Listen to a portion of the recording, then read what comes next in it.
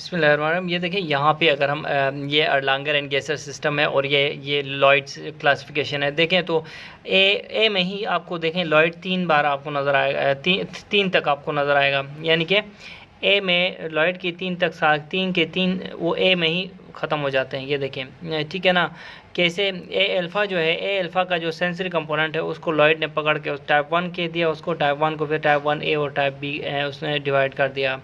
इसी तरह ए बीटा को उसने, ठीक है ना, जो ग्रुप ए के ए बीटा को या फिर अर्लांगर और गेसन सिस्टम के ग्रुप ए के ए बीटा को उसने पकड़ के टाइप 2 के दिया। किसने? लॉयड ने। इसी तरह ए गेमा, क्योंकि ये मोटर है, हमने कहा था ना लॉयड सिर्फ सेंसरी उनको डिवाइड कर रहा है। अच्छा, ठीक है ना, जबकि अर्लांगर एंड गेसर दोनों को कर रहे हैं, सेंसरी एंड मोटर को।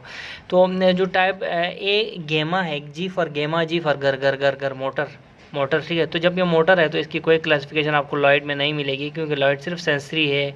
इसी तरह फिर जो देखो तो ए डेल्टा है, डेल्टा जो है फिर हम टाइप 3 कहते हैं डेल्टा, ए डेल्टा को टाइप 3 फाइबर्स कहते हैं हम, किस में? लॉयड क्लासिफिकेशन में, ठीक है ना। तो ये आप खुद देख सकते हैं कि ए ग्रुप ए में ही आपको 1 2 3 के 3 आपको मिलेंगे लॉयड वाले, ठीक है ना, ठीक है ना। उसके बाद देखें कि उसके बाद बी में देखें तो ये तो ब्री गैंग्लियनिक ऑटोनोमिक है। जब ये ऑटोनोमिक है तो लॉयड में इसकी कोई क्लासिफिकेशन नहीं। फिर ग्रुप सी के भी 2 कंपोनेंट्स, ग्रुप सी के 2 कंपोनेंट्स में से एक तो पोस्ट गैंग्लियनिक है, सिंपैथेटिक है, पोस्ट गैंग्लियनिक से ऐसे ऑटोनोमिक है ना, ये पोस्ट गैंग्लियनिक सिंपैथेटिक, ठीक है। तो इनको फिर लॉयड नहीं पकड़ेगा किसको? सेंसरी कंपोनेंट को। इसके सेंसरी कंपोनेंट को पकड़ के लॉयड ने टाइप 4 का नाम दिया है, ठीक है ना।